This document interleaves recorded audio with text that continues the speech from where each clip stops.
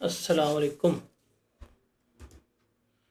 जी जनाब, मुझे काइंडली बता दें, आवाज़, स्क्रीन और कैमरा सबको क्लियर है?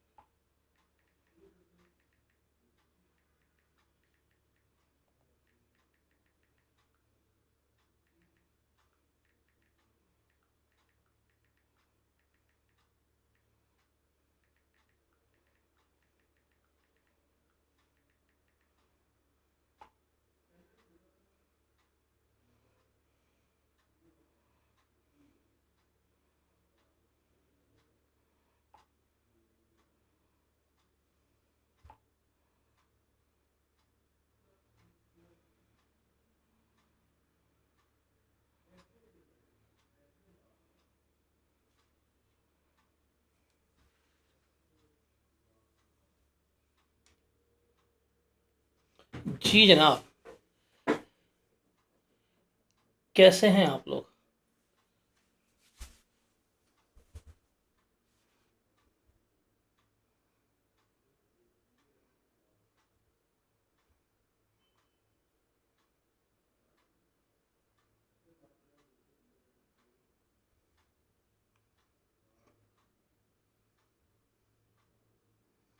लास्ट लेक्चर से कोई सवाल है किसी का?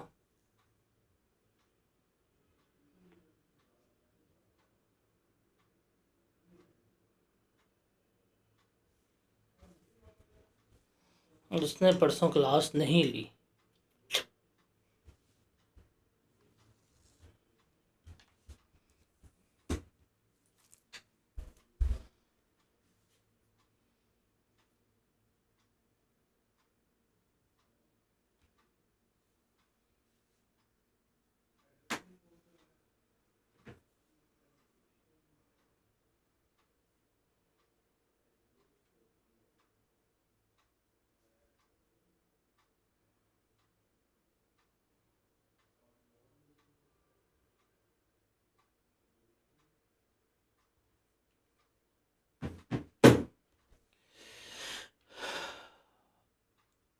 चलें जी, तो शुरू करते हैं आज की क्लास।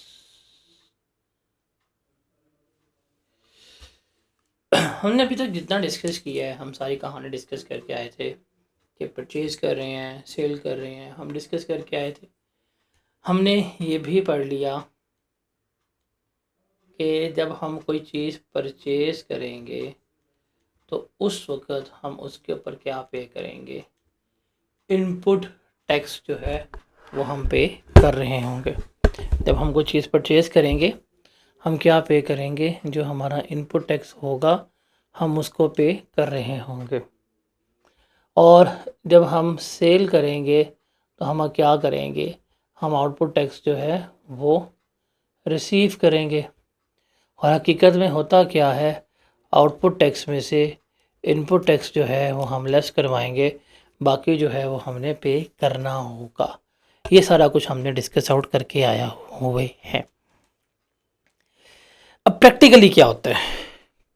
प्रैक्टिकली ना हमारे पास कुछ ऐसे सिनेरियोज़ हैं कि जब आपने सेल की, जब आपने बेचा, तो at the time of sale जो है वो क्या होता है, आप इनवॉइस इशू करते हैं। आप क्या करते हैं? आप रसीद इशू करते हैं। लेकिन कुछ ऐसे इवेंट हो जाते हैं कि आपको इस ओरिजिनल इनवॉइस में चेंजेस करनी पड़ती हैं। हमने देखना है कि ये चेंजेस अब किस तरह से इनकॉर्पोरेट होंगी, उसको हमने यहाँ पर देखना है। ठीक है? और ये डीसीएन सबसे इम्पॉर्टेंट एरिया है आपके लिए। ये पेपर में आपको हर हालत में एग्जामिनर भाई साहब ने पूछना ही पूछना है। न्यूमेरिकली या थ्योरेटिकली वो क्या होगा, आपसे पूछ रहा होगा। अब इसको ज़रा हम समझेंगे, डेबिट नोट क्या होता है और क्रेडिट नोट जो है वो हमारा क्या होता है, हम इसको समझेंगे। मैं भी आपको एग्जांपल देता हूँ और तमाम लड़के जो हैं वो इस एग्जांपल को ज़्यादा रिलेट करेंगे। अम्मी सामान मंगवाती हैं, तो ये बच्चा जो है, लड़के तो होते ही बड़े मुअद्दब से लड़के ही होते हैं बेचारे। मर्द जो है वो इस माशरे में ना पिसने आया हुआ है। पैदा होता है तब पिसता है, बड़ा होता है तब पिसता है, फिर बेचारा जब जवान होता है तब पिसता है, शादी होती है तब पिसता है, बच्चों के लिए फिर पिसता है। एंड पे सारे कहते तुमने हमारे लिए किया क्या है। टिश्यू का है मेरा। खैर एनीवेज, तो हम मर्द लोग जो है ना, हम लड़के लोग जो हैं, ये इस दुनिया में पिसने के लिए आए हुए हैं। बचपन से लेके ना हम कुट्टी खा के आ रहे हैं, मार ही खाते आ रहे हैं, मार ही खाते आ रहे हैं। कैसे? अब देखें, बचपन में हमें क्या होता है कि अम्मी कहती हैं सामान लेके आओ। हम नए-नए अभी जवान हुए होते हैं, हम जाते हैं, हम सामान लेके आते हैं। तो क्या ऐसा नहीं होता कि घर में हम कभी भी कोई भी सामान लेके आए हों, ये हमसे वापस करवाती हैं औरतें?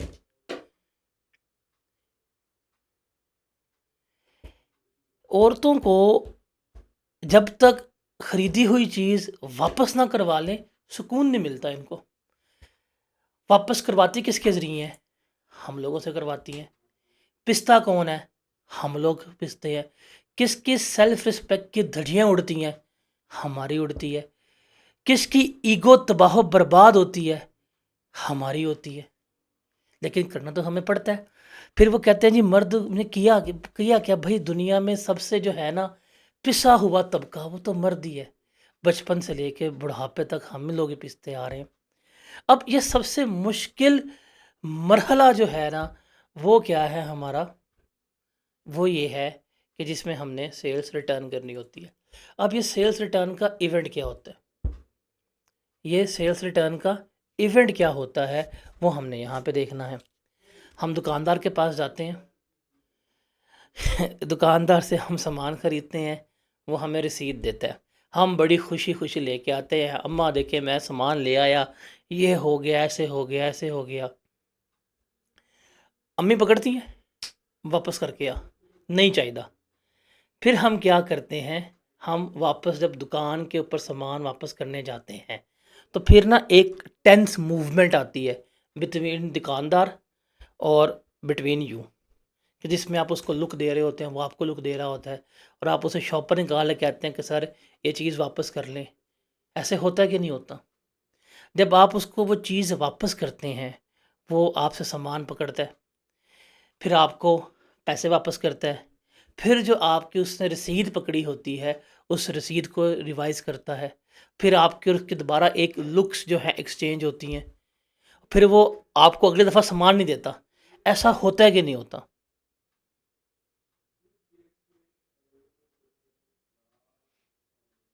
अब ये तो हम अभी एक ये एज़ अ सार्कास्टिक वे में मैं एग्ज़ाम्पल आपसे डिस्कस कर रहा हूँ, ये गली मोहल्ले के दुकानदारों के, लेकिन प्रैक्टिकल बिज़नेस में यही होता है।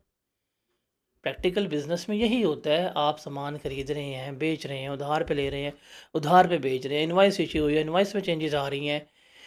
इनको प्रैक्टिकली हमने किस तरह से इनकॉर्पोरेट करना है, वो हम यहाँ पे सीखेंगे। अभी बिलाल भाई ने कहा है, सर काइंडली रिपीट कर दें। बिलाल, एग्जाम्पल पता है क्या है? आपको अम्मा ने भेजा धनिया ले लाने के लिए और आप ले आए पुदीना, क्या होती है आपके साथ?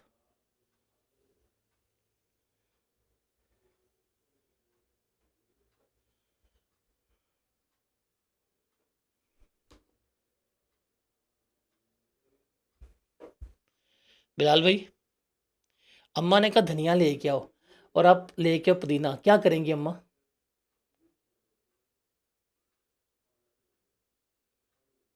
वापस आराम से होता है, वो जो होती है इज्जत अफजाई, वो भूल गए हो? अभी सिर्फ हमने वही डिस्कस की है।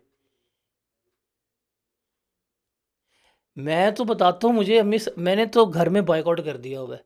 मैं घर वालों के लिए ना सब्जी लेने कभी नहीं जाता। भैंस की तुम सब्जी लेके आओ। आज जाता हूँ, सबसे अच्छी चीज़ ढूंढ के लेके आता हूँ। अम्मी कहती है ख़राब ले आया, मैं फिर इतना ना कहती हूँ वापस करके आ।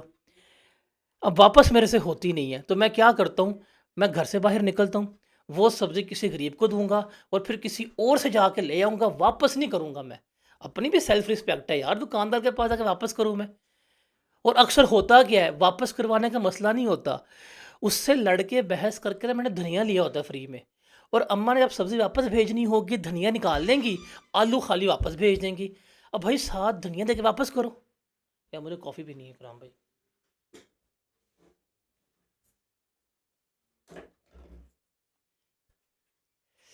तो ये फैक्टर्स ना लाइफ में बड़े इंपॉर्टेंट होते हैं, आप सीखेंगे आगे जाके। थोड़े जब आप घर में होंगे ना, डिपेंडेंट होना शुरू होंगे जब घर वाले आपके ऊपर, तो अपने से पकड़ लो, मैं बाद में दे दूँगा। तो आपका ये लेवल आएगा जिसमें हम ये चीज़ क्या कर रहे होते हैं, लेकर चल रहे होते हैं। अब बेसिकली हम यहाँ पे क्या सीखने लगे हैं कि इनवॉइस खरीदी है, चीज़ें ली हैं, और चीज़ें हमने क्या करनी है, वापस करनी है। क्या करनी है, वापस करनी है।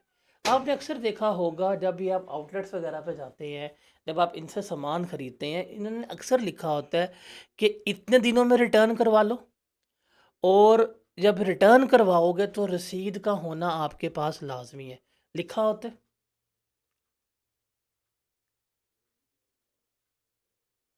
वो क्या है, किस तरह सिस्टम चलता है, वो हम देखेंगे।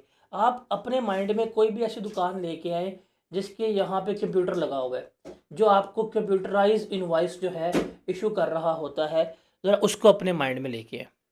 जब आप सेल्स करेंगे, जब वो आपको सेल्स करेंगे, तो वो आपको कंप्यूटराइज इनवॉइस जो है वो इशू करेंगे। ऐसे ही है, उन्होंने सेल्स की, बारकोड आपका स्कैन किया, आपको कंप्यूटराइज इनवॉइस जो है वो मिल गई है।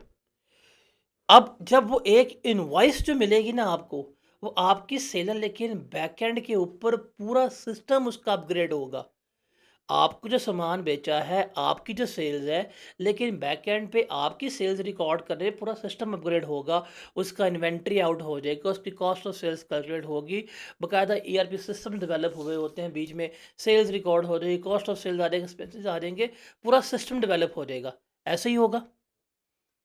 लेकिन जब आप वो गुड्स को वापस करेंगे, अब जो आपने सामान खरीदा था, जब आप उन गुड्स को वापस करेंगे, क्या करेंगे, जब वापस करेंगे, तो अब उनको वापस सारा कुछ क्या करना पड़ेगा, रिवर्स करना पड़ेगा।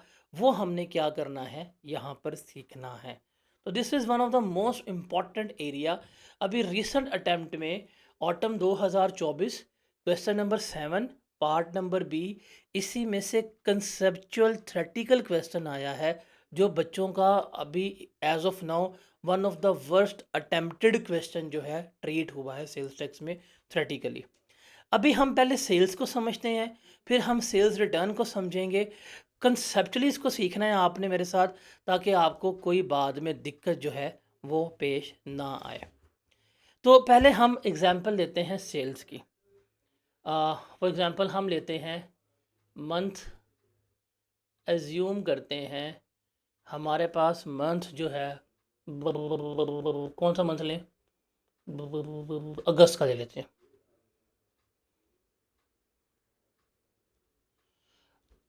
इस दुनिया में ना सबसे जो अहम महीना है वो अगस्त का होता है।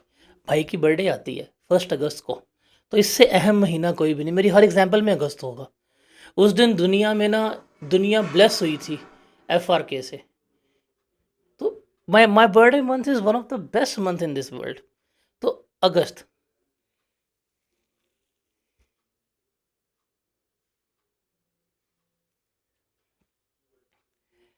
मेरे अलावा जिसकी बर्थडे अगस्त में फजूल है, सबसे मेरे 1 अगस्त के अलावा अगस्त के तमाम दिन फजूल होते हैं। जाओ।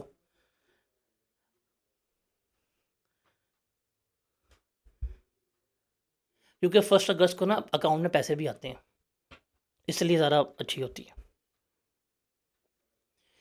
अब हम देखते हैं अगस्त की बात। बेटा तुम में से किसी ने वीडियो निकाली और ये मीम बनी, तो घर में घुस के मारूंगा। इंडियन डायलॉग बता रहा हूँ मैं, वो है ना, घर में घुस के मारेंगे। मैंने वो वाला साफ करना है। जितने तुम लोग शरीफ हो ना, सारा मुझे पता है। कुछ निकले हैं लेक्चर में से, वीडियो में से, मैं बताऊंगा तुम लोगों को। मैं आज बड़े फ्लो में इंजॉय कर रहा हूँ, लेक्चर मेरा फेवरेट टॉपिक है। एग्जाम्पल्स ना दिमाग में आके बज रही हैं, बिकॉज परसों मेरे साथ ये इवेंट हुआ है। मैं बड़े मज़े से ना, अम्मी ने कहा जूस पीना लेके आ, तो मैं बड़ी मज़े से ना शोखा बनता हुआ मामा के लिए सुकून से ना कोल्ड कॉफ़ी लेके चला गया नेस्कैफ़े की। फिर जो मेरी माँ ने मेरी की, मैंने 15 मिनट तक बेइज्जती करवाई, फिर मैं वापस करने गया। तो वो सारा इवेंट ना मेरा रिकॉल अभी हो रहा है, तो मैं एंजॉय कर रहा हूँ उस इवेंट को। तो हम लेते हैं एग्जांपल अगस्त की। अगस्त में हम लेते हैं और हम यहाँ पे लेते हैं सेलर, और यहाँ पे हम लेते हैं बायर। सेलर का नाम है करण, और बायर का नाम है अर्जुन। वो वाले आए ना आए, ये वाले मेरे आएंगे, मेरे करण अर्जुन आएंगे, और ये इनकी माँ है। माँ की ना एक टांग नहीं होता, माँ के दो बाजू हैं, एक टांग है, और माँ लंगड़ी है इनकी। ठीक है, ये सेलर है, ये बायर है। तो इसके पास घर है, पैसा है, गाड़ी है, बंगला है, सब कुछ है। इसके पास क्या है? लंगड़ी माँ। डन हो गया। अब हम यहाँ से आगे एग्जाम्पल कंटिन्यू करते हैं। अब दो बाजू हैं, एक टांग नहीं है। अब देखें, फॉर एग्जाम्पल अगस्त का महीना है, मैं सिर्फ अगस्त के महीने की बात कर रहा हूँ। सेलर जो है करण, फॉर एग्जाम्पल उसने परचेजेस की हुई थी इस महीने में 3 लाख की, और इसकी सेल्स जो हैं वो टोटल हैं इस महीने में 5 लाख की। ठीक है, इस करण ने इस महीने में, अगस्त के महीने में कितने की परचेजेस की हैं? 3 लाख की। कितने की सेल्स की हैं इसने? 5 लाख की। इस 5 लाख में से ना जो उसने अर्जुन को बेचा है वो कितने का बेचा? 1 लाख रुपए का सामान जो है वो उसने अर्जुन को सेल किया, और अर्जुन से इनवॉइस भी ले लिए। समझ लगी इस चीज़ की कि करण की total sales for the month 5 lakh है। इस 5 लाख में से लाख रुपए की सेल्स उसने किसको की है? अर्जुन को की है। डन हो गया।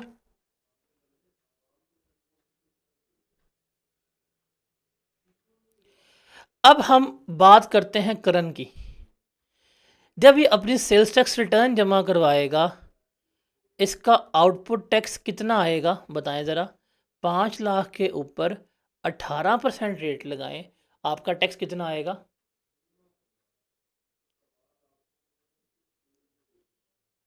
90,000।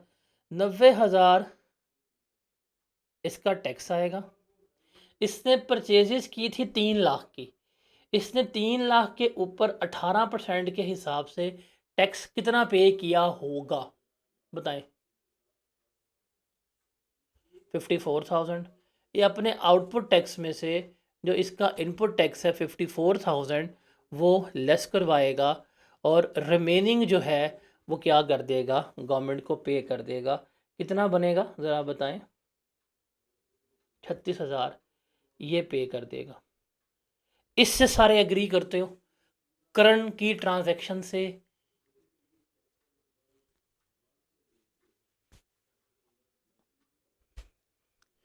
अब हम बात करते हैं अर्जुन की।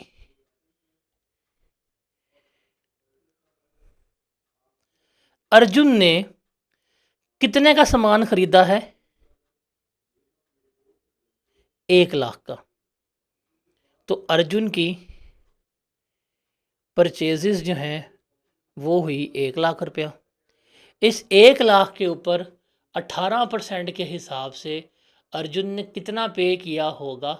18,000 पे किया होगा। ये क्या है? अर्जुन का इनपुट टैक्स है। समझ लगी इस चीज़ की? अभी ना आप में से ना जब लेक्चर ले रहा होगा ना, एक चीता उठेगा या एक चीती उठेगी, और वो लेक्चर के दौरान एक सवाल पूछेंगे आके, सर इनवॉइस कौन इशू करेगा? फिर मैं उसको वो जवाब दूंगा ना, फिर वो कहेगा कि मैं रूड होता हूँ। एक सिंपल लॉजिकल, एक अंधे को ही पता होगा कि इनवॉइस कौन देता है? बेचने वाला। तो यहाँ पे कौन बेच रहा होगा? करण बेच रहा होगा। तो इनवॉइस कौन इशू करेगा? करण करेगा। खरीदा किसने है? अर्जुन ने। किसको दी जाएगी इनवॉइस? अर्जुन को। Simple is that case. अच्छा जी, तो ये आ गई हमारे पास परचेजेस। अब जाहिर बात है, अर्जुन ने सामान खरीदा लाख रुपए का, तो वो लाख लाख के सामान खरीद के ये नहीं कहेगा ओ वाह व्हाट अ ब्यूटीफुल सामान, उसको बैठ के देखता रहेगा और गाना गाता रहेगा, जितना देखूं दिल भर ना जाए। ऐसा ऐसा थोड़ी कहेगा वो। उसने अगर सामान खरीदा है तो क्या करेगा? सामान को बेचेगा, आगे सेल करेगा। तो इसने लाख रुपए का सामान लिया, प्रॉफिट शॉफिट डाल डूल के ये आगे बेच देता है, सेल कर देता है 2,40,000 की। तो इस 2,40,000 के ऊपर 18% के हिसाब से कितना टैक्स ले रहा होगा? बताएं।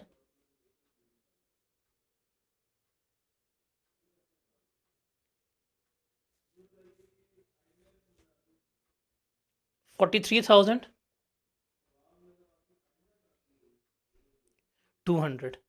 अब इसकी जब रिटर्न की बारी आएगी अर्जुन भाई साहब की, तो अगस्त के महीने की जब रिटर्न जमा करवाएगा, 43,200 इसका आउटपुट टैक्स है। इनपुट टैक्स इसने कितना पे किया होगा? 18,000 पे किया होगा। ये लेस करवाएगा, रिमेनिंग कितना पेएबल आ जाएगा इसका? 25,200 जो है वो इसका पेएबल आ जाएगा। यहाँ तक सबको क्लियर है? किसी को यहाँ तक कोई इश्यू तो नहीं?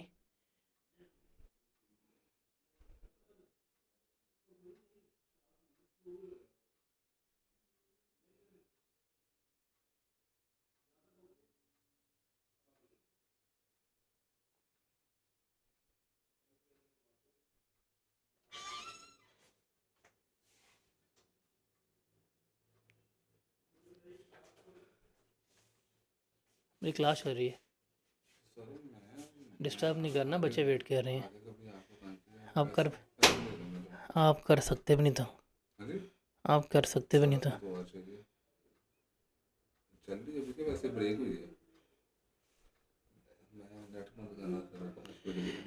सर नेट अभी नहीं बंद करना, आपने 6 बजे नेट बंद करना है।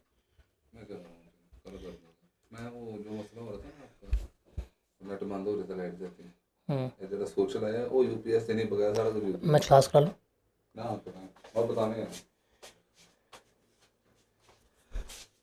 भाई मैं क्लास करा रहे हैं, अल्लाह की कसम क्लास करा रहे हैं, करा ला। अभी एक सवाल मैंने देखा, खैर मेरे पास कप नहीं पड़ा वरना मेरा कॉफ़ी पीने को बहुत दिल कर रहा था। आप मुझे खुद बताएं मैडम, आप कल को सीए करती हैं और आप कल को सीए बन जाती हैं, आप चार्टर्ड अकाउंटेंट बन जाती हैं, आप एक किसी कंपनी की अल्लाह करे इंशाल्लाह सीएफओ बने आप। वैसे सीएफओ ज़्यादा हो गया, ज़्यादा जज्बात में आ गया हूँ। चलें आप सीएफओ बन जाएं, आप किसी कंपनी की चीफ फाइनेंशियल ऑफिसर बन जाएं और वो कंपनी वाले आएँ आपसे मशवरा लें कि हम एक सामान लाख रुपए का ख़रीद के आए हैं, हमें कितने का बेचना चाहिए? तो आप ये कहेंगी लाख का सामान लेके लाख का बेचना चाहिए। फिर मैं कोई बात कहूँगा और आप लोग कहते हो मैं बड़ा मिसोगिनिस्टिक हूँ।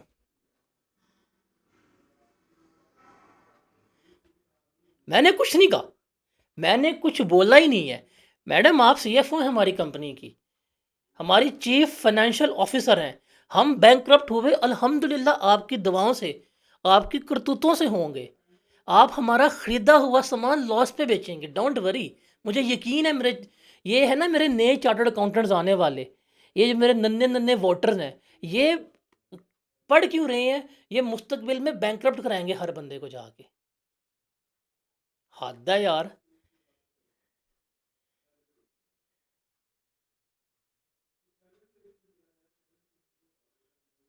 भाई बंदा ईमानदार हो समझ आती है, बट बंदा बेवकूफ़ हो ये समझ नहीं आती, खर दिमाग हो ये समझ नहीं आती, उसका दिमाग का फ्यूज़ बड़ा हो ये समझ नहीं आती।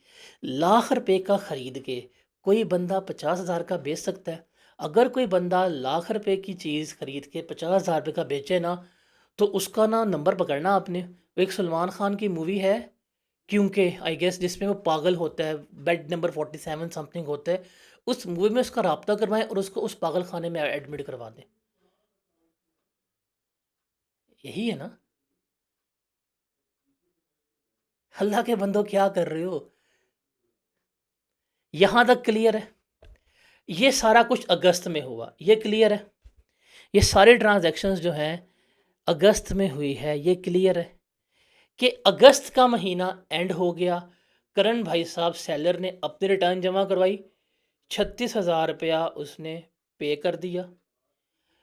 अर्जुन ने अपनी रिटर्न जमा करवाई, उसने 25,200 जो है पे कर दिया। दोनों दोनों हैप्पी लाइफ अपनी इंजॉय कर रहे हैं, ना कोई ढोला ना कोई रोला, दोनों लोग जो हैं इंजॉय कर रहे हैं। डन हो गया। अब एक सवाल आएगा कि सर मैंने लिखा था करण भी, लिखा मैंने अर्जुन भी था, बीच में इनकी माँ भी थी, क्या बना माँ का? माँ का रोल आएगा अगले महीने में। अर्जुन साहब परचेजिंग करके लेके आए हुए थे, माँ का मीटर खराब हो गया, उन्होंने कहा वापस कर गया सामान, करना पड़ेगा। अगस्त में सामान खरीदा, लेकिन क्या हुआ, उसको अब सितंबर में वापस करना पड़ गया। There could be multiple reasons इस परचेजेस को रिटर्न करने की। सर गुड्स डिफेक्टिव निकल सकती हैं, गुड्स एक्सपायर हो सकती हैं, गुड्स आपकी सब स्टैंडर्ड हो सकती हैं, मल्टीपल रीजंस हो सकते हैं कि आप खरीदने के बाद क्या करें, गुड्स को वापस करें। ऐसा है कि नहीं? अब ज़रा प्रैक्टिकल लाइफ में आइएगा। ज़रा अभी ज़रा हम थोड़े मजाक मजाक में चल रहे हैं, अब थोड़ा सा बड़े होके प्रैक्टिकल होके सोचिएगा। वैसे भी आप लोगों की जितनी इस पेपर में अटैम्प्ट लग चुकी हुई ना, कब्र में पाँव में, अब नहीं होना बड़े तो कब बड़े होगे? वो ना हो कि ये टैक्स पास हो साथ जाल आ जाए।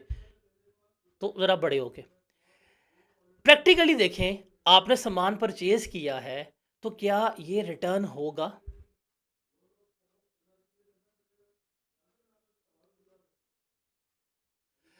रिटर्न कैसे हो सकता है भाई? क्या गुड्स डिफेक्टिव निकल सकती हैं? आप खुद जाते हैं, आप सामान खरीद के लेके आते हैं, गुड्स डिफेक्टिव निकल आती हैं, वापस करते हैं। आपने जो चीज़ का ऑर्डर दिया हो वो चीज़ वो निकलती ही नहीं है। ऐसा है कि नहीं? या आप कोई प्रोडक्ट ए लेके आते हैं, बाद में आपको लगता है यार ये नहीं चाहिए ये चाहिए, प्रोडक्ट चेंज हो जाता है। आप फॉर एग्जांपल नेस्ले की बोतल लेके आते हैं, बाद में कहते हैं हमारा बॉय का ऑर्डर था, सूफी की ले आओ बोतल जाके, चेंज करवा सकते हैं। तो there are many events after supply जिसकी वजह से इनवॉइस में चेंज आएगा। मैं क्या बात बता रहा हूं कि आफ्टर सप्लाई, सप्लाई होने के बाद देर आर मैनी इवेंट्स जिसकी वजह से सप्लाई में या इनवॉइस में चेंज आएगा। जैसे अगर हम बात करें यहाँ पे कि उसने अगस्त के महीने में लाख रुपए का सामान खरीदा और सितंबर में 20,000 रुपए का सामान वापस कर दिया, अर्जुन ने परचेज रिटर्न कर दी है, तो इसकी नेट परचेजेस कितनी होंगी? 1,00,000 के 80,000? जरा बताएं। 80,000 को मल्टीप्लाई करें 18% से, क्या जवाब आएगा?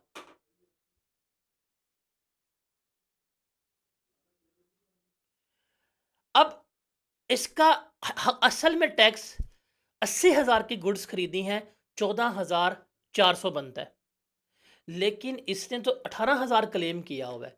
क्या इसने टैक्स ज्यादा क्लेम नहीं कर लिया?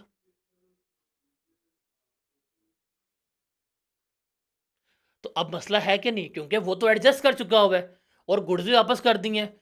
आ जाएंगे डिपार्टमेंट वाले कि भाईजान ये क्या ड्रामे लगाए हैं, तुम पिछले महीने कहते हो जी मैंने सामान खरीदा है, 18,000 रुपए की इनपुट टैक्स है, तुमने क्लेम किया हमारे से, अब तुम हमें कह रहे हो कि जी मैंने गुड्स वापस कर दी हैं, तुम्हारा बनता 14,400 है, तुमने ये क्या ड्रामे लगाए हुए हैं?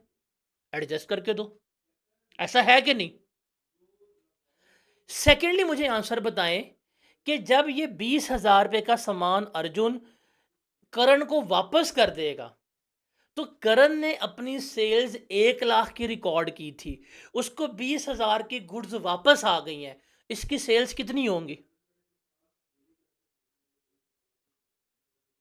80,000 की।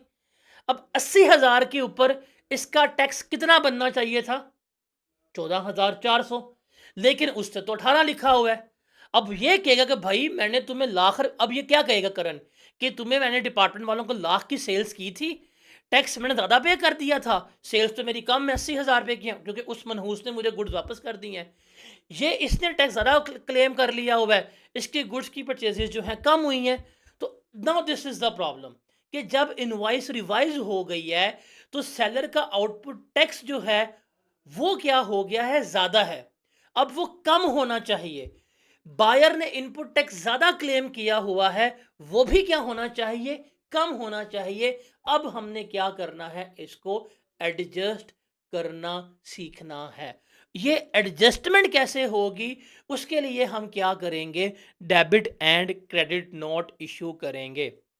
मैं एक लाइन लिख देता हूं, ये लाइन आपने अपनी नोटबुक के ऊपर लिख के उसके इर्द गिर्द दायरा बना लेना है और कभी भी भूलना नहीं है। वो है any adjustment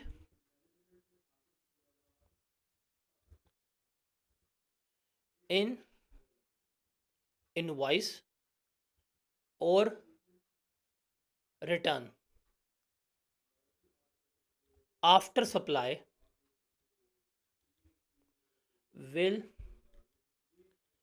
be adjusted through debit and credit note. कि सप्लाई करने के बाद कोई भी एक चीज बिक गई, इनवॉइस इशू हो गई, इनवॉइस इशू होने के बाद कोई भी एडजस्टमेंट होगी, चाहे रिटर्न है, चाहे इंक्रीज है, चाहे डिक्रीज है, कुछ भी हो रहा है, क्या इशू करना पड़ेगा हमें, debit and credit note issue करना पड़ेगा। Is it clear? समझ आइए?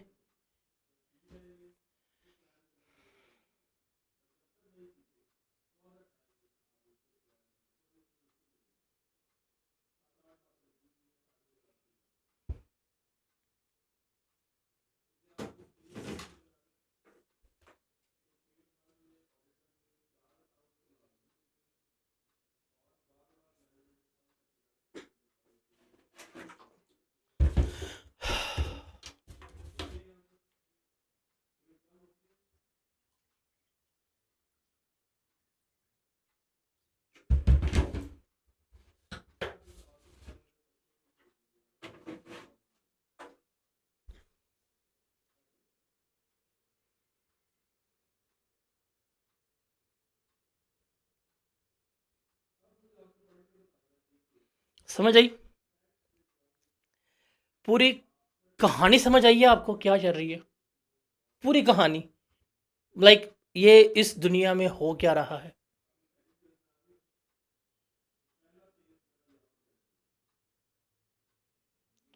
अब हमने क्या करना है, इसकी एडजस्टमेंट करनी है। अब इस एडजस्टमेंट को ना हम ज़रा अकाउंटिंग से समझते हैं। देखें, एक सेलर है,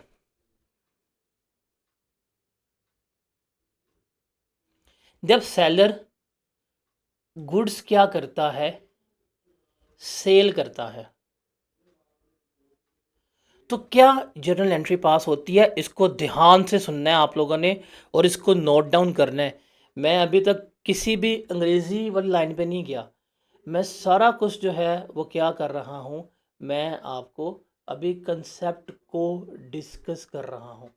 हम सारा कुछ क्या कर रहे हैं, कंसेप्ट लेके चल रहे हैं। आप लोगों ने बाद में पिटना है कि जी ये क्या हुआ, वो क्या हुआ, बिकॉज अभी ऑटम 24 के टाइम में जो एग्जामिनर ने इस टॉपिक से सवाल पूछ लिए हैं ना, उससे ज़्यादा कंसेप्चुअली क्वेश्चन एग्जामिनर नहीं पूछ सकता। और बच्चे की फेल होने की रीज़न यही थी कि बच्चों को कंसेप्ट का कख नहीं पता था। तो जब सेलर गुड्स सेल करेगा, जब सेलर गुड्स सेल करेगा तो एंट्री क्या पास होगी, जो डेटर्स हैं वो डेबिट हो जाएंगे, या कैश जो है वो इसका क्या हो जाएगा, डेबिट हो जाएगा।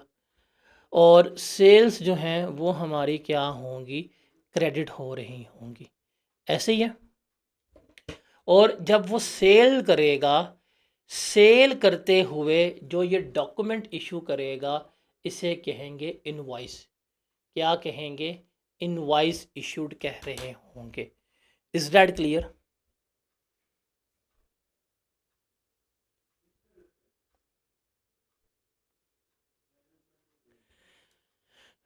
अब इसके साथ आ जाएगा मेरे यहाँ पे बायर।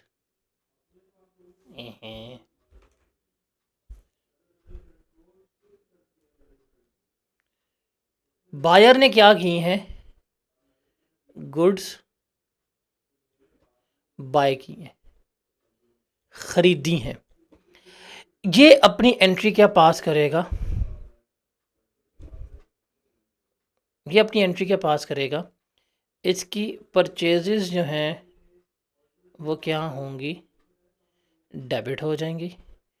और कैश अगर पे किया है तो वो क्रेडिट या पेएबल्स जो है वो क्या हो जाएंगे? इसके क्रेडिट हो जाएंगे। डन हो गया। और ये क्या करेगा? इसने परचेज किया है तो ये इनवॉइस को रिसीव करेगा। क्या करेगा? रिसीव करेगा। ये बात मेरे ख्याल से आप इंट्रोडक्शन टू अकाउंटिंग में भी पढ़ के आते हैं, बुक्स ऑफ प्राइम एंट्री में। ये तो आपको क्लियर होगी। हम यहाँ पे टैक्स नहीं, हम यहाँ पे अकाउंटिंग पढ़ रहे हैं कि ये भाई साहब सेलर की एंट्री ये है, ये डॉक्यूमेंट है, ये इनवॉइस है। बायर की एंट्री ये है, ये डॉक्यूमेंट है, ये इसकी इनवॉइस है। ये क्लियर है? अब ध्यान से सुनिएगा कि कोई भी ऐसा इवेंट, कोई भी ऐसा इवेंट जिसकी वजह से वैल्यू ऑफ सप्लाई में कमी आए, मतलब पहले लाख रुपए की चीज़ थी अब 80 की हो गई है, पहले 2 लाख की थी अब 1.5 लाख की हो गई है, अब वैल्यू कम होगी तो टैक्स भी क्या होगा? कम होगा। ऐसा है कि नहीं? अभी जो हमने एग्जाम्पल पढ़ी थी, लाख रुपए के ऊपर टैक्स 18,000 था, अगर 80,000 हुई है तो 14,400 टैक्स हो गया है।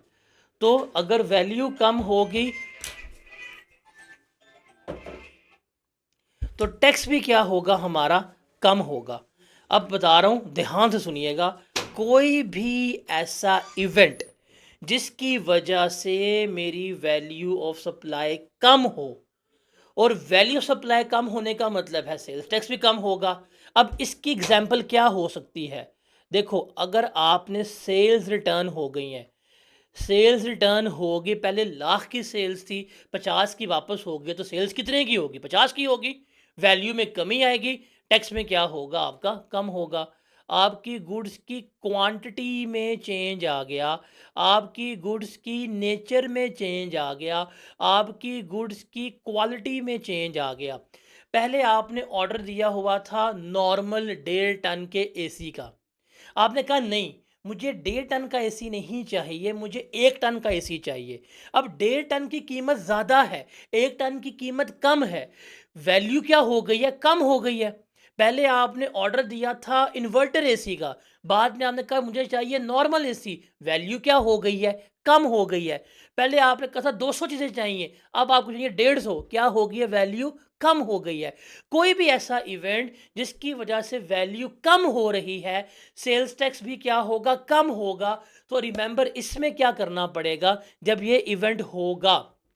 जैसे अभी मैं बात करता हूँ सेल्स रिटर्न की। अगर सेल्स रिटर्न हो गई है तो भाई गुड्स वापस किसने की हैं?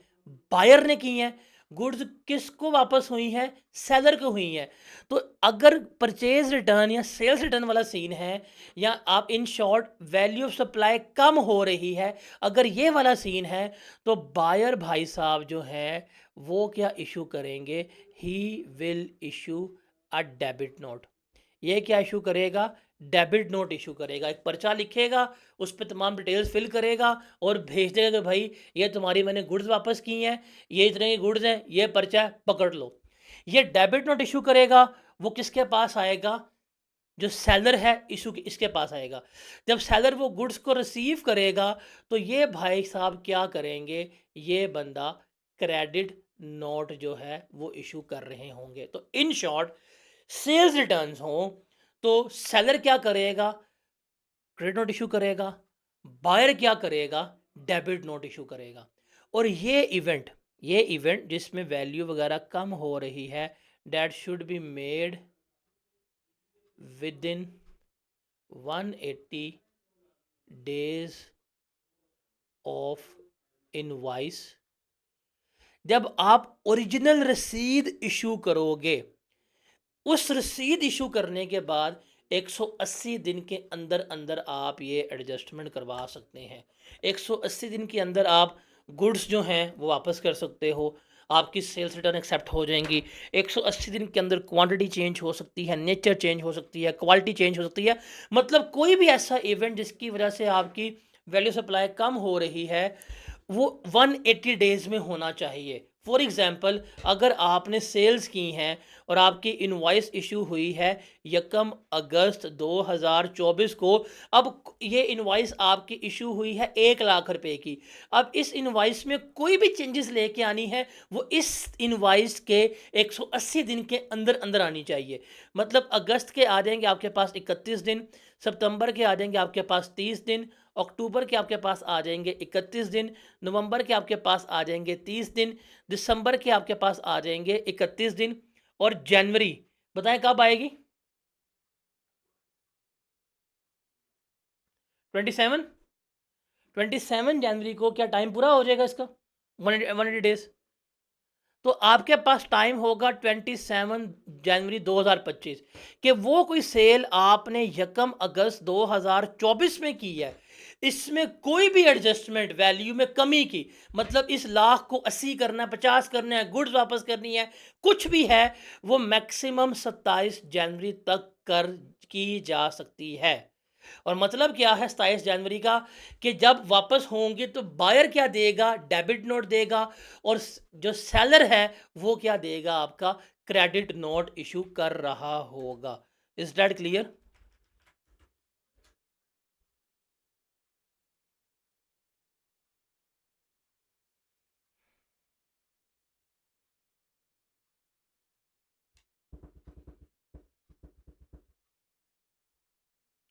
ये क्लियर है? अब मैं यहां पे लिख रहा हूं, इसको भी नोट डाउन कर लीजिएगा।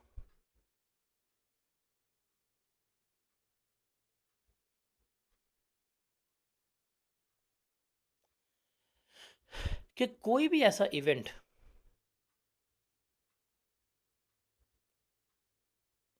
जिसकी वजह से आपकी वैल्यू ऑफ सप्लाई में इंक्रीज आए, वैल्यू ऑफ सप्लाई में इंक्रीज होगा तो टैक्स भी क्या होगा, आपका इंक्रीज हो जाएगा।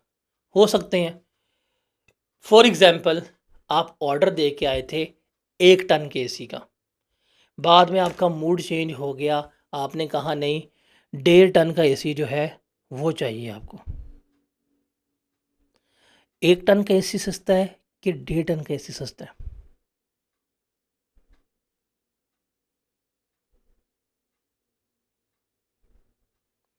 अब जब 1 टन से 1.5 टन के ऊपर जाएंगे, वैल्यू बढ़ेगी कि कम होगी?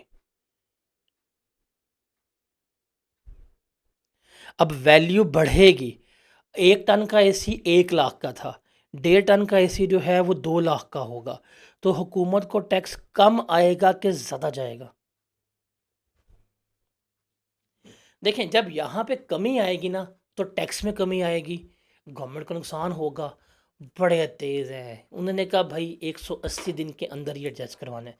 लेकिन अगर ये इवेंट है जिसमें वैल्यू ऑफ सप्लाई बढ़ रही है, टैक्स इंक्रीज हो रहा है, तो पहली बात है इसके ऊपर कोई टाइम लिमिट अप्लाई नहीं होगी।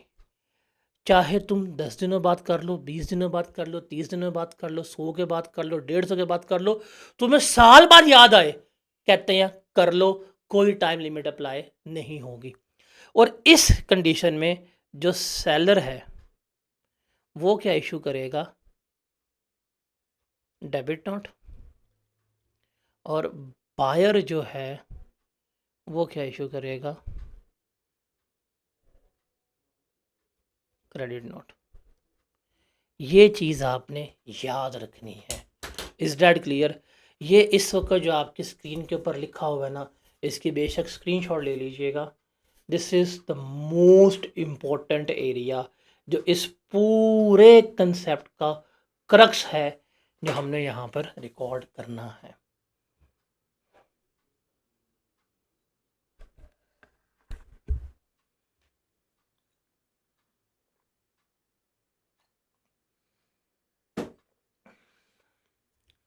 तो this is the debit and credit note.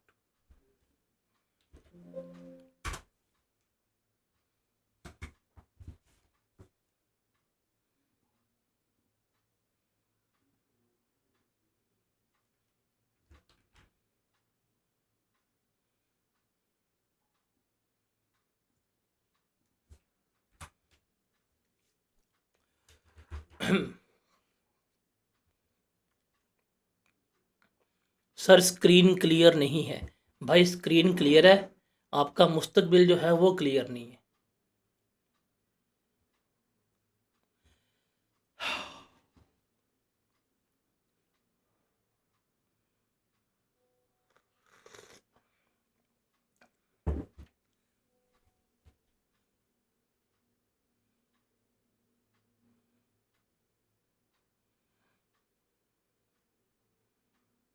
मैं तो किताब के लिए गाने गाता फिर रहा हूँ। आज फिर तो आई नहीं, याद तेरी आई थी, बेवजह ही बेवफा से उम्मीदें जो लगाई थी।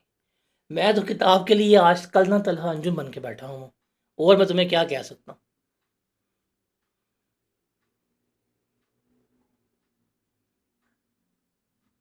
यार स्क्रीन में क्या रखा है, आपका दिल जो है वो क्लियर होना चाहिए। क्लियर स्क्रीन तो दिल में होती है इंसान के। मम्मा क्लियर स्क्रीन है।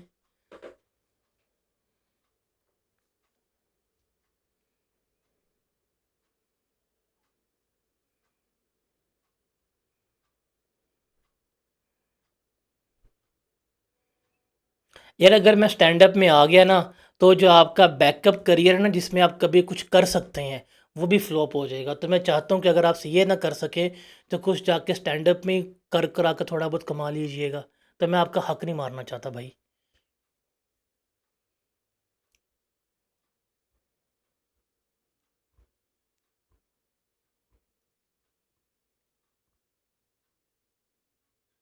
तो ये ठीक है। मेरे लिए बेबी ने खाना खाया है।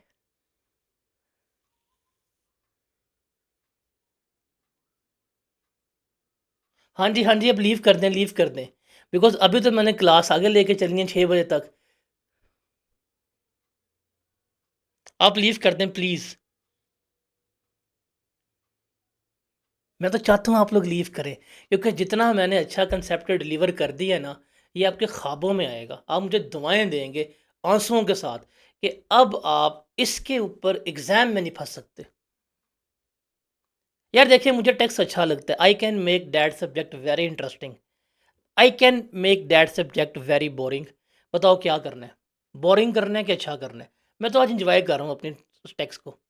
आज चूंकि मैं ईजी हूँ, रिलैक्स हूँ, मैं इंजॉय कर रहा हूँ।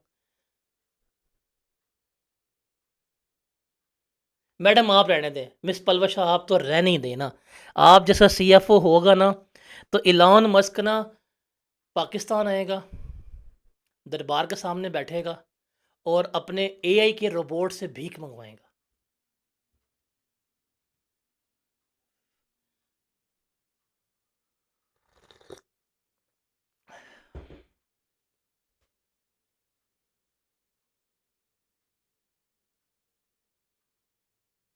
मैंने बुक के बारे में अभी तो कहा है। मैं तो खुद बुक का वेट कर रहा हूँ। मैं तो गाने गा रहा हूँ। मैंने ना मैसेज किया बकायदा, जिन्होंने बुक देनी है उनको बकायदा मैंने तलहा अंजुम के लिरिक्स कॉपी करके पेस्ट किए हैं, बुक लिख के। आज फिर तो आई नहीं, याद तेरी आई थी।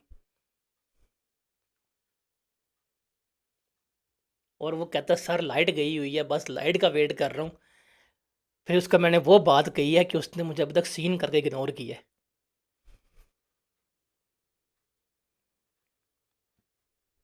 तो आज लिटरली आज फिर गुमान है एक किताब आ जाएगी। अब उन्होंने मुझे ना एक ऐसी गोली कराई है कि मैं उसके ऊपर ना बड़ा मुतमईन भी हूँ और मुझे गुस्सा भी आ रहा है और मैं चुप भी हो गया हूँ कि सर आज नहीं तो कल तो आ जाएगी। और बच्चों ने कौन सा एक दिन में किताब हिफ्ज़ कर लेनी होती है। अब मैंने कहा बात तो उसने बिल्कुल ठीक की है किताब के बारे में। कहता है हमें भी इस कारोबार में तकरीबन 40 साल हो गए हैं। बच्चा किताब सूंघता है, नशा करता है, साइड पे रख देता है। उसको बस नई किताब का मज़ा आता है। पढ़नी उसने जाके आखिरी महीने में होती है। मैं कहा okay, bro is very lethal right now. वो मुझे रियलिटी चेक्स दे रहा था।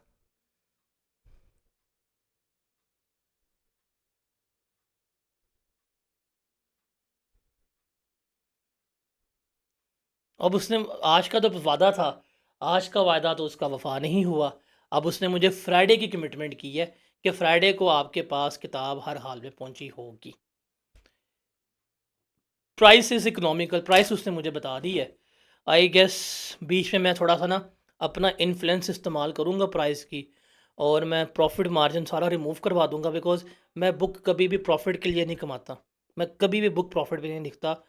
तो मैं आपको टोटल जो कॉस्ट टू कॉस्ट होगी, मैं कॉस्ट टू कॉस्ट सेल करूँगा, delivery charges plus cost. Profit इसके ऊपर नहीं किताब पे मैं लेता, कभी भी नहीं लेता। आई गेस 700 750 के करीब बनेगी विद डिलीवरी।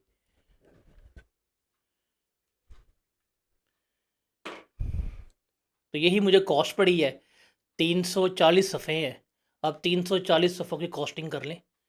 आप फ़ोटोकॉपी करवाएंगे 2 रुपये से कम का पेज नहीं होता। तो पूरी बुक 750 की विद डिलीवरी आपको फ्री आपके डोर स्टेप पे मिल जाएगी। आने तो दे मामा। ये क्लियर हो गया। अब मैं आगे चलूँ, मैंने अब इसको लिंक करना है इस एग्जाम्पल से। अगर ये आपको क्लियर है फिर मैं आगे चलूँगा, मैं इसको इस एग्जाम्पल से लिंक करूँगा, फिर हम ये सारे थ्योरेटिकल क्वेश्चंस जो हैं इसके करेंगे।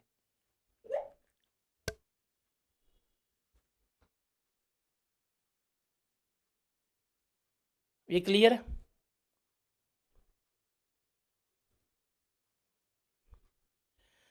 अच्छा जी, अब हमें ये समझ आ गई है कि डेबिट नोट कब इशू होगा, क्रेडिट नोट जो है कब इशू होगा, हमें ये समझ आ गई है।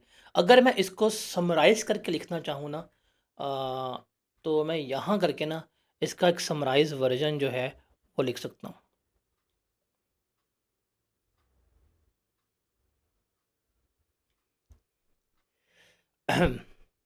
Value of supply reduce, sales tax reduce. अब ये होगा विद इन 180 डेज। जो सेलर है वो इशू करेगा क्रेडिट नोट, और जो बायर है वो इशू करेगा डेबिट नोट। और सेकंड था इसमें कि if value of supply increases means sales tax increases, then no time limit. कोई टाइम लिमिट नहीं है तो जो सेलर है हमारा वो इशू करेगा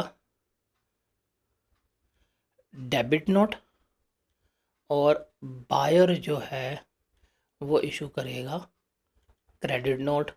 ये 4 बातें हैं जो आपको याद रखनी है। ये डब्बा अगर आपको याद आ गया ना, तो आपके आई कैप में ना दिल से शेर निकलेंगे। डब्बे में डब्बा, डब्बे में केक। ये है आपको जो आपको याद रखना है। दिस इज़ द कंसेप्ट जो आपको अपने पास लेकर चलना है। ये है पूरा डिसीजन, कब इशू करना है, क्या इशू करना है, किसने इशू करना है। ठीक है यार, मैं लाखों में एक नहीं हूँ। I am 1 in 8.4 billion people. मुझे बहुत डाउनग्रेड कर दिया आपने ब्रो। Change your share. मज़ा नहीं आया मुझे।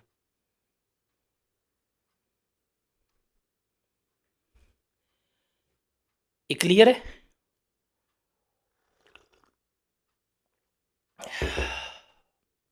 इसको नोट कर लें, इसको नोट कर लें, ये नहीं भूलना। अब इसके बाद इस चैप्टर में इसमें से कंसेप्ट ख़त्म है। यही चीज़ आपको, ये 4 बातें चाहिए कि सेलर क्या इशू करेगा, बायर क्या इशू करेगा, डेज़ कब में होंगे, कब डेज़ नहीं होंगे, वो हम यहाँ पे डिस्कस आउट कर रहे होंगे। Is that clear? अब ये जो हमने एग्जांपल डिस्कस की थी ना, ये वाली करण अर्जुन वाली, फॉर एग्जांपल अर्जुन जो है उसने 30,000 रुपये की गुड्स रिटर्न कर दी। सितंबर का महीना आया, सितंबर के महीने में जो अर्जुन था, रिटर्न गुड्स ऑफ रुपीज़ 30,000, ये एग्जाम्पल हुई थी। ये अगस्त के महीने भी थी। करण ने लाख की सेल्स की थी, उसने लाख की परचेज की, सब ने अपना आउटपुट, अपना इनपुट टैक्स एडजस्ट कर लिया। सितंबर के महीने में इसको इसकी मामा से मार पड़ी थी, तो अर्जुन ने क्या किया था, गुड्स वापस कर दी 30,000 रुपये की।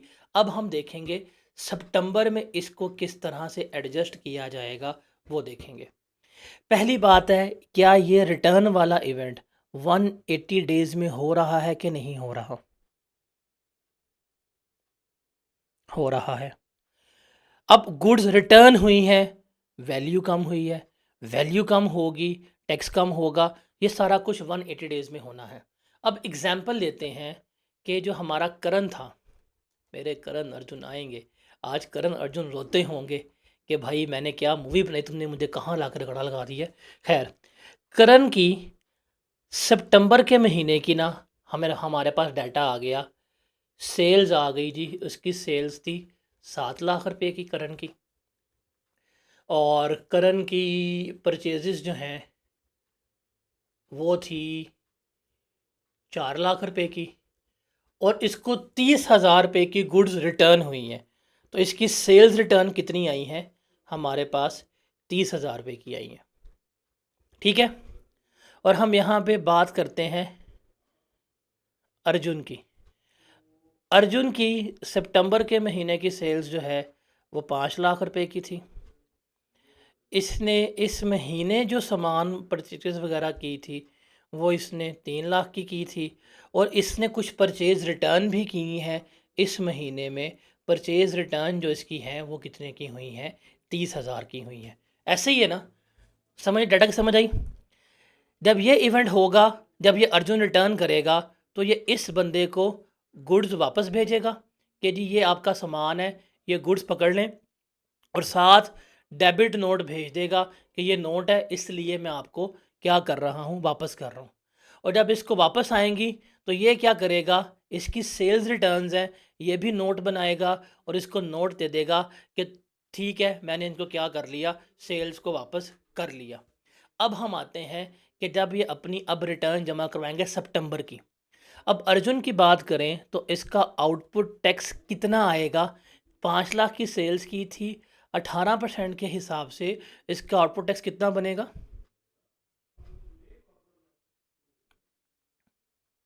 90,000। अब ये जाएगा इनपुट टैक्स क्लेम करने। 3 लाख का सामान लिया था इसने, 3 लाख के ऊपर 18% के हिसाब से इसने कितना इनपुट टैक्स पे किया हुआ था? 54,000।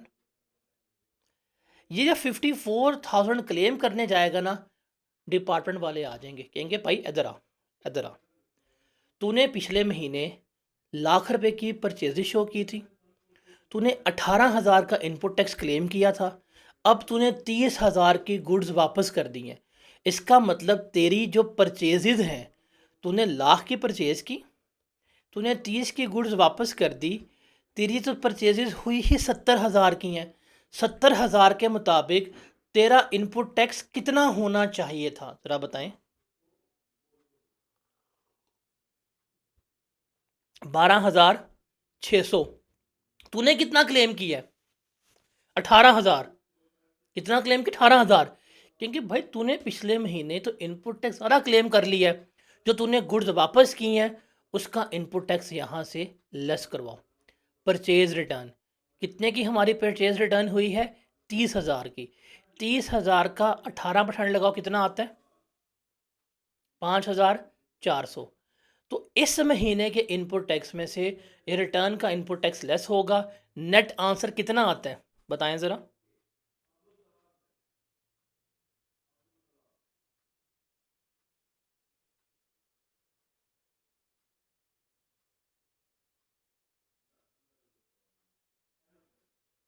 ये है आपका इनपुट टैक्स जो आप क्लेम करेंगे।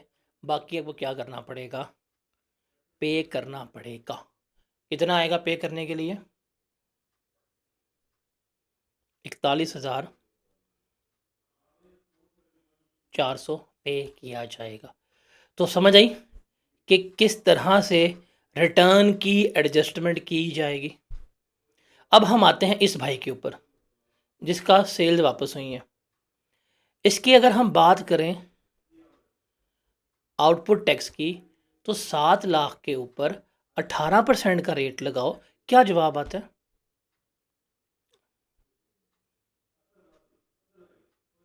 1,26,000। अब इससे भी कहेंगे, ये कहेगा कि सर मुझे तो 30,000 की गुड्स वापस आ गई हैं, मैंने पिछले महीने लाख रुपए की सेल्स की थी, 30 की वापस आ गई हैं, मेरी तो सेल बनती ही 70,000 रुपये की हैं, मैंने आपको पिछले महीने आउटपुट टैक्स ज़्यादा पे कर दिया था। कहेंगे ठीक है, जो तुम्हारी सेल्स रिटर्न हुई है उसको यहाँ पे लेस करवा दो। आपकी सेल्स रिटर्न कितने की हुई है? 30,000 की। तो 30,000 का हम लेंगे 18%, कितना आएगा? 5,400। ये लेस करवाएंगे तो नेट आउटपुट टैक्स कितना आएगा मेरा? 1,20,600।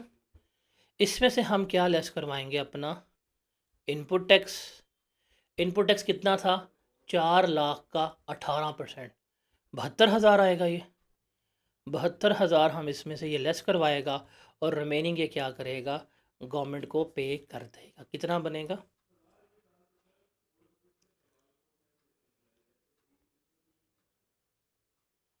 48,600। तो ये आएगा। तो इस तरह से जब ख़रीदा उस महीने में एंट्री ये हुई, जब वापसी हो गई जिसका परचेज रिटर्न हुआ उसकी ये एंट्री हो गई, जिसकी सेल्स रिटर्न हुई उसकी ये एंट्री हो गई। तो यहाँ पे हमें लग गया पता कि ये पूरी न्यूमेरिकल बेस्ड डिटेल्ड कहानी है परचेज रिटर्न की, सेल्स रिटर्न की, डेबिट नोट की, क्रेडिट नोट की, क्या रूल्स हैं क्या नहीं है, कैसे करना है एडजस्ट, कैसे लेके चलेंगे। ये जो मैंने इनपुट टैक्स में से लेस किया है ना, ये वाला, ये जो मैंने इनपुट टैक्स में से लेस किया है, इसके लिए वो टर्म इस्तेमाल करता है इन एडमिसिबल। इसके लिए क्या टर्म इस्तेमाल करता है वो? इन एडमिसिबल। कि ये टैक्स जो है मुझे डिसअलाउ हो गया है, ये 5400 का टैक्स जो है वो मैं क्लेम नहीं कर पाया, ये डिसअलाउ हो गया। हाँ भाई समझ आई डीसीएन क्या होता है?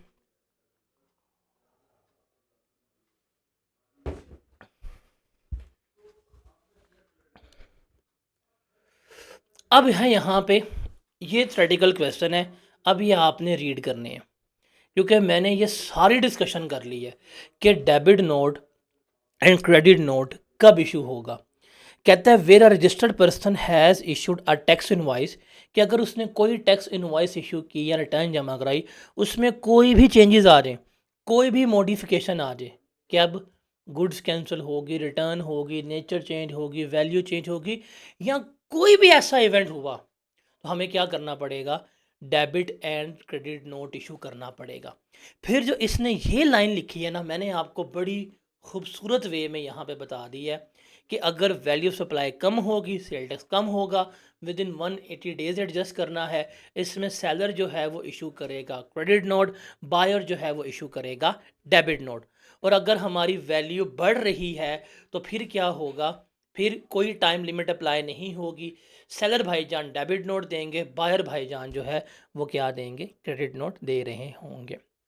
ये सारा हमने डिस्कस आउट कर लिया है। ये एग्जाम्पल है, आप इस एग्जाम्पल को पढ़ लीजिएगा।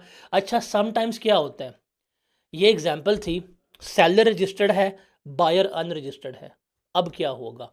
सेल्स रिटर्न हो सकती हैं, परचेज रिटर्न हो सकती हैं। रिमेंबर, अगर एक बंदा रजिस्टर्ड है, दूसरा बंदा अनरजिस्टर्ड है, तो रजिस्टर्ड बंदा ही सिर्फ अपनी एडजस्टमेंट कर पाएगा और वो बंदा अपने कॉरस्पॉन्डिंग चीज़ों की ही एडजस्टमेंट कर पाएगा। अगर सेल्स रिटर्न हुई है और सेलर रजिस्टर्ड है, तो वो अपना रेलेवेंट क्रेडिट नोट ही इशू करेगा। बायर जाए भाड़ में, हम चले पहाड़ पे। जो बंदा रजिस्टर्ड होगा वो अपना रेलेवेंट नोट इशू करेगा। अगर दोनों रजिस्टर्ड हैं, एक का डेबिट नोट, एक का क्रेडिट नोट। अगर एक बंदा रजिस्टर्ड है, चाहे उसकी सेल्स रिटर्न हुई है तो क्रेडिट नोट, अगर वो परचेजर है तो परचेज रिटर्न की है तो वो अपना डेबिट नोट इशू कर रहा होगा। फिर है कि इस डेबिट क्रेडिट नोट के पर्टिकुलर्स क्या होते हैं, क्या कुछ इस पर लिखा होगा। Remember, name and NTN of recipient and supplier, के खरीदने वाले का नाम, उसके एनटीएन नंबर जो है मेंशन होगा। Number and date of original sales tax invoice, के जो आपकी असल इनवॉइस थी उसका नाम, उसका नंबर मेंशन होगा, उस पर वैल्यू अमाउंट लिखी होगी। फिर आप ये नोट क्यों इशू कर रहे हैं, सेल्स रिटर्न हुई है, कैंसिल हुई है, नेचर चेंज हुई है, सारा कुछ आप यहाँ पे बताएंगे। फिर कितनी कमोडिटी रिटर्न कर रहे हैं, एक्सचेंज कर रहे हैं, उसकी वैल्यू क्या है वो लिखेंगे। फिर ओरिजिनल इनवाइस, रिवाइज इनवाइस और इसका डिफरेंस जो है वो क्या करना होगा, आपने यहाँ पर गिवन करना होगा। Is it clear?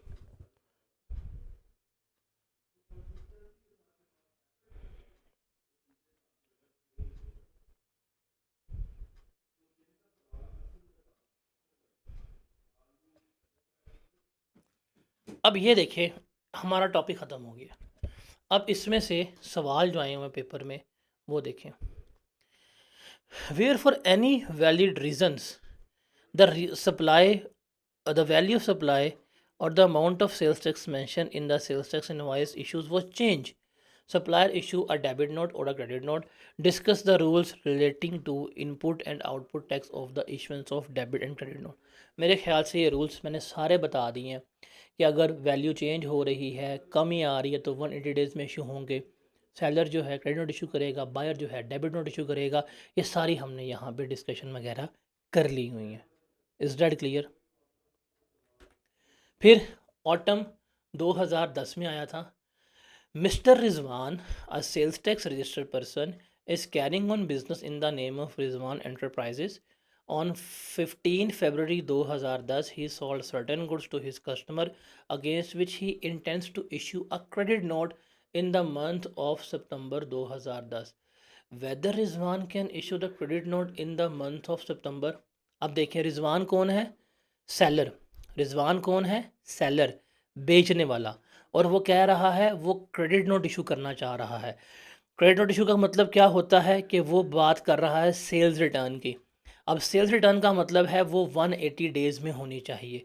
अब उसने की है 15 फरवरी को, हम अभी काउंट कर लेते हैं। फरवरी के हमारे पास आ जाएंगे 15, बीच में काउंट होगा तो 15, 16, 17, 18, 19, 20, 21, 22, 23, 24, 25, 26, 27, 28, 14 डेज़ फरवरी के आ जाएंगे।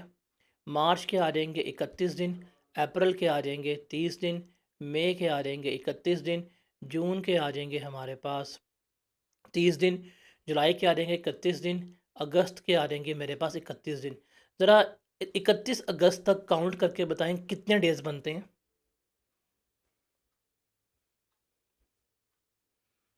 ये तो 197 हो गए। तो सर ये तो आफ्टर 180 डेज़, ये सितंबर में इशू करने की बात कर रहा है। ये तो 180 डेज़ का टाइम एक्सपायर हो गया है, तो आफ्टर 180 डेज़ ये इशू नहीं कर सकता। Therefore credit note can not be issued. Clear है? फिर spring 11, list down the particulars to be mention on the debit note issued by supplier in the event of change in the value supply. Debit note पे क्या particulars होंगे अगर value change हो रही है, अगर वैल्यू बढ़ रही है या कम हो रही है, दोनों में से कोई भी चेंज हो सकता है। तो name of the supplier, NTN number, name of the buyer, NTN number, reason of the revision, regional invoice, उसके पर्टिकुलर, रिवाइज इनवाइस उसके पर्टिकुलर्स, और डिफरेंस जो है वो इसका गिवन होगा, ऑथराइज साइन और सिग्नेचर होंगे।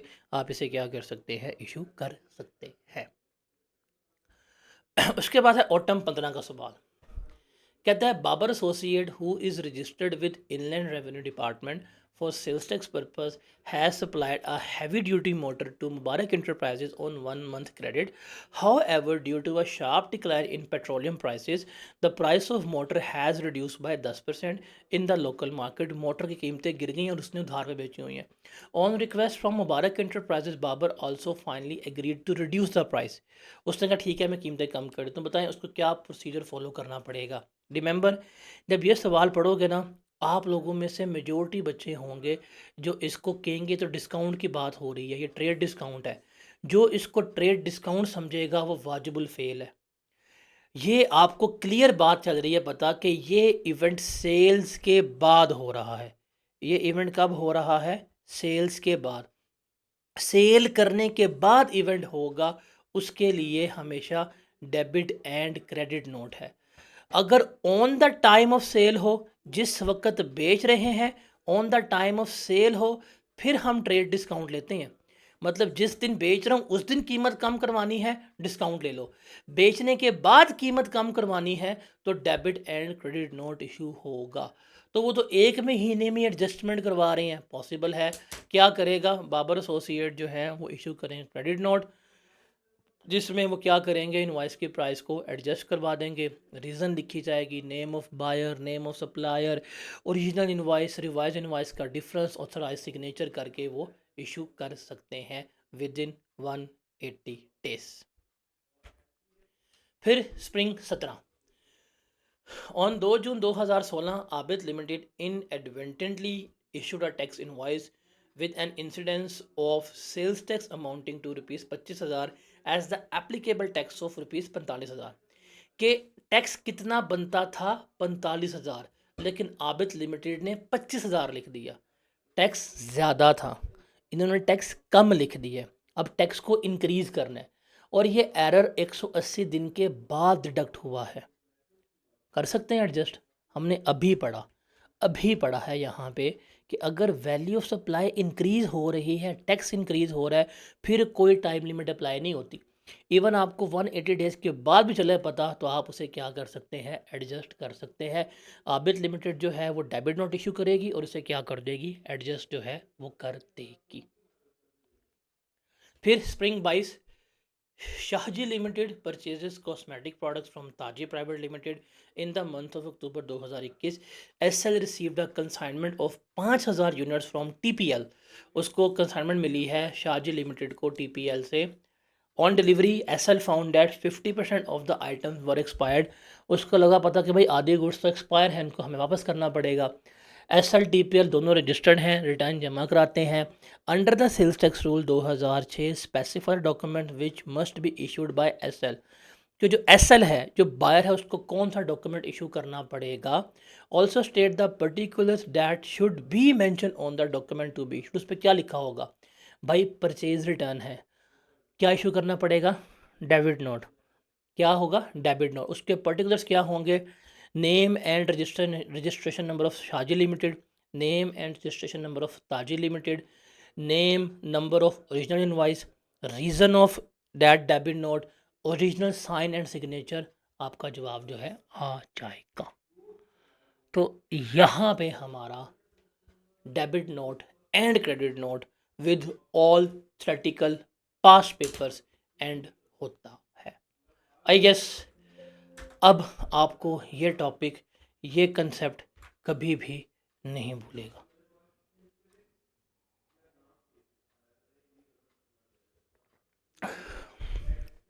एक काम करना है आपने,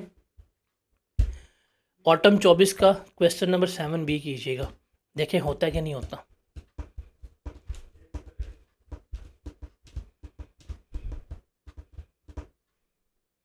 भाई बुक का फिर वही जवाब है, आज फिर तो आई नहीं, याद तेरी आई थी, बेवजह ही बेवफा से बेपनाह उम्मीदें जो लगाई थी,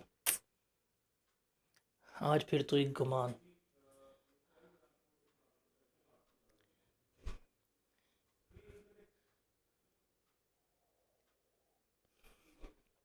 ठीक है जी, समझ आया? भूलेगा तो नहीं.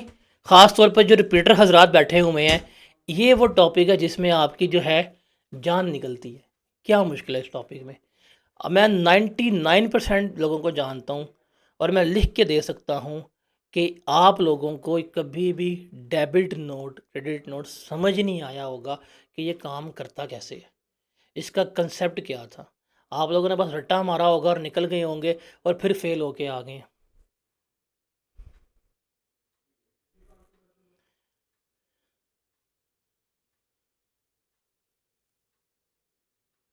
मिलते हैं इंशाल्लाह कल। अल्लाह हाफिज़।